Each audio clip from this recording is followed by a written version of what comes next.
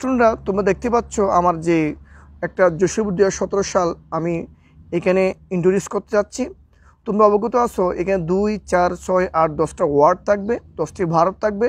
সেই ভার্বগুলো আমাদের পরিবর্তন হতে পারে, কেন যেহেতু এগুলো রাইট ফ্রম ভার্ব আমাদের টেন্সের নিয়মে করব এবং কিছু নিয়ম অবশ্যই আমাদের এখানে রয়েছে। এখন নিয়ম তো আমরা জানি এবং শিখছি, নিয়মের বাহিরেও আমাদের একটা জিনিস ইম্পর্টেন্ট, সেটা আমাদের বাংলা অনুবাদ। আমরা যদি বাংলা অনুবাদটা ভালো করে বুঝতে না পারি তাহলে আমরা এটা পরিপূর্ণ করতে পারবো না। তো স্টুডেন্টস, তোমরা অবশ্যই আজকে অবগত আছো এই ক্লাসটি কতটুকু ইম্পর্টেন্ট। তোমরা যদি আমার এই বুট কোয়েশ্চেনগুলো পরিপূর্ণভাবে ক্লাসগুলো করো তাহলে আশা করি তোমরা তোমাদের এসএসসি পরীক্ষায় ভালো একটি নাম্বার পেতে তোমাদের সাহায্য করবে। এখানে 10টা ওয়ার্ড থাকবে, 10টা ওয়ার্ডই বসবে এবং একটা ওয়ার্ড দুইবারও বসতে পারে এবং সেই ওয়ার্ডগুলোর জন্য প্রত্যেকটা নাম্বার জন্য তোমরা হাফ মার্ক করে পাচ্ছ, অর্থাৎ টোটাল এখানে নাম্বার হচ্ছে আমাদের 5 নাম্বার। তা 10টার জন্য মোট নাম্বার কত? 5। তাহলে আমি এখন ক্লাস শুরু করতে যাচ্ছি। ক্লাস শুরু করার আগে আমি তোমাদের ওয়ার্ডগুলো অর্থ বলে দিচ্ছি, তোমরা অর্থগুলো লিখে নাও। ট্রিম্বল শব্দের অর্থ হলো ভয়ে কাঁপা, সে মানি বলা, আক্স প্রশ্ন করা, এটা হ্যাভ ভার্ব আছে, কাম আসা, ক্রস অতিক্রম করা, ড্রাউন ডুবে যাওয়া, এটা ভিভার্ব, নু জানা, বিগিন শুরু করা বা আরম্ভ করা।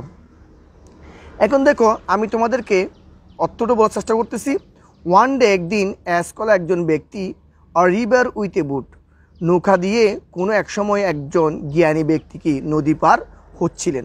এখন তোমরা একটা দেখো এই ওয়ান ডে শব্দটা আমি এখানে নোট করে দিলাম। ওয়ান ডে শব্দ যখন থাকবে এটা তো আগে একটা ফার্স্ট টেন্সের ঘটনা এবং ওয়ান ডে শব্দ আসি বিদে তোমরা বুঝে নিবে এটা হলো আমাদের ফার্স্ট কন্টিনিউয়াস টেন্স। আমি আবার বলতেছি, ওয়ান ডে শব্দটা যেহেতু আসে সেক্ষেত্রে তোমরা ব্যবহার করবে কি first continuous tense. First continuous টেন্সের সূত্র কি? সাবজেক্ট প্লাস, সাবজেক্ট অলরেডি আমার দেওয়া আছে দেখে scholar, subject plus was were plus ভার্বের সাথে আইএনজি। এখানে নদী পার হচ্ছে, নদী পার হওয়া ইংরেজি কি বলতো? এখানে নদী পার হওয়া আমরা দেখতেছি এখানে ক্রস অর্থাৎ অতিক্রম করা। এখন আমাদের যখন আমরা অতিক্রম করব সেক্ষেত্রে আমরা এখানে একটা জিনিস করব কি, এখানে যে ক্রস শব্দটা দেওয়া আছে ক্রসের পরে কি যুক্ত হবে?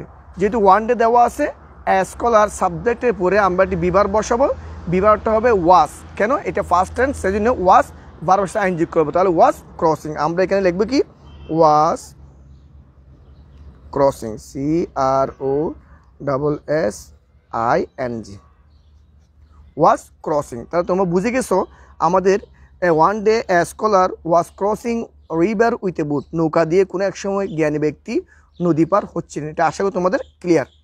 সাডেনলি হঠাৎ করে এক গ্যাসলি উইন্ড, একটি ঝোড়ো বাতাস, টু ব্লু প্রবাহিত হতে লাগলো, শুরু হতে লাগলো। শুরু হওয়া ইংরেজি কি দেখো তো? বিগিন, আরম্ভ করে।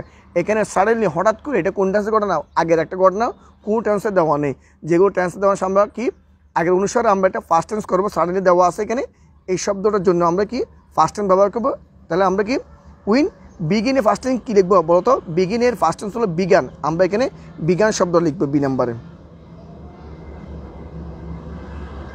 তাহলে সাডেনলি এক গ্যাসলি উইং, হঠাৎ করে একটি ঝোড়ো বাতাস কি বিগান টু ব্লু শুরু হতে লাগলো বা শুরু হয়েছিল। দি স্কলার জ্ঞানী ব্যক্তি উইথ ফিয়ার, ফিয়ার মানে ভয়ে, ভয়ে কী করতেছিল? কাঁপতেছিল। এখন ট্রিম্বল দেখছো এখানে, এইটা এই শব্দ দেখো, ট্রিম্বল মানে ভয়ে কাঁপানো। তাহলে আমি দি স্কলার উইথ ভয়ে কি কাঁপতেছিল, তাহলে আমি কি লিখবো?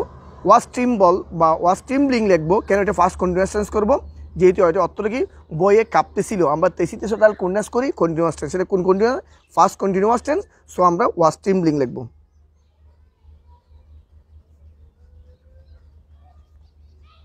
MBLING, ওয়াজ ট্রিম্বলিং উইথ ফিয়ার, বইয়ে কাঁপতেছিল। দি বুটম্যান মাঝি হিম তাকে, ইপি হাউ টু সুইম মানে হাউ টু সুইম সাঁতার কাটা জানে কিনা, মাঝে তার থেকে জিজ্ঞেস করছিল। দ্য বুটম্যান হিম তা কী করছিল? প্রশ্ন করছিল, জিজ্ঞেস করেছিল। তাহলে আমি কি আক্স, এখানে আক্স দেখছো, জিজ্ঞেস করা। এখন এটা ফার্স্ট টেন্সের ঘটনা, কোন টেন্স উল্লেখ নেই, আগে ঘটনা, আমি কি আক্স দেখবো।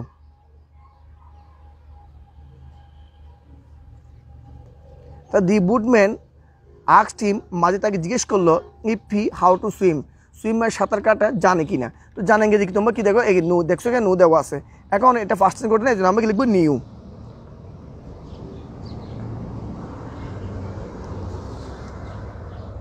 নিউ, তাহলে আমরা কি লিখলাম? নিউটা লিখলাম। কি বলছি আমি এখানে? কি বলছি? The answer from the scholar, এবার কি আমি আবার বলছি দি স্কলার ওয়াজ ট্রিমলিং উইথ ফিয়ার, ভয়ে কাঁপতেছিল।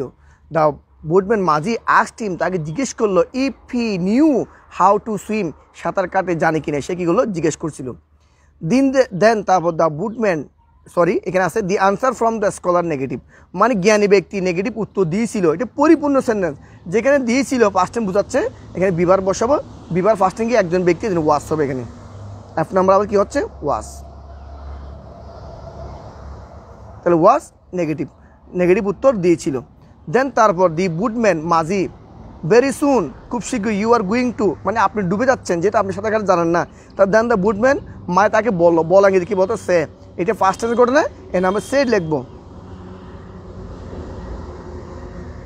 দেন দ্য বুটম্যান সেড টিম, মাঝি তাকে কি হলো বললো ভেরি সুন, খুব শীঘ্রই, ইউ আর গোয়িং টু যুক্ত ভার্ব, দেখছো এই যে টু, এটা ইনফিনিট টু তো বার পরিবর্তন, ডুবে যাচ্ছেন, ডুবে যাওয়ার কিছু ড্রাউন, এই ড্রাউনটা কোনো পরিবর্তন হচ্ছে না, কারণ টু আছে, ড্রাউন লিখলাম। তাহলে you are going to drown, you আপনার অ্যালট অফ নলেজ, অনেক জ্ঞান কি আছে হবে, আছে কি বলতো হ্যাভ আছে, দেখো হ্যাভ, তাহলে ইউ বাট কিন্তু you to use at this moment, এই মুহূর্তে কোনো কাজে আসবে না, এই দেখছো অ্যাট দিস মুমেন্ট, এগুলো থাকলে প্রেজেন্টেন্স লিখবে তোমরা। প্রেজেন্টেন্স করলে ইউ অ্যালট অফ নলেজ, এখান থেকে বুঝতে পারলাম, এই সূত্র বুঝতে, এটা প্রেজেন্টেন্স, তাহলে ইউ আপনার অনেক জ্ঞান আছে, আসেন কি হ্যাভ, আমি আই নাম্বার হ্যাভ বসাবো। You have a lot of knowledge, আপনার অনেক জ্ঞান আছে, বাট কিন্তু it to use at this moment, এই মুহূর্তে কোনো কাজে আসবে না, আসেঙ্গে যে কাম, তো আসবে না নেগেটিভ বলা হচ্ছে, ইট বস্তু টার্পান্স ও does not, it does not come, আমরা কি লিখবো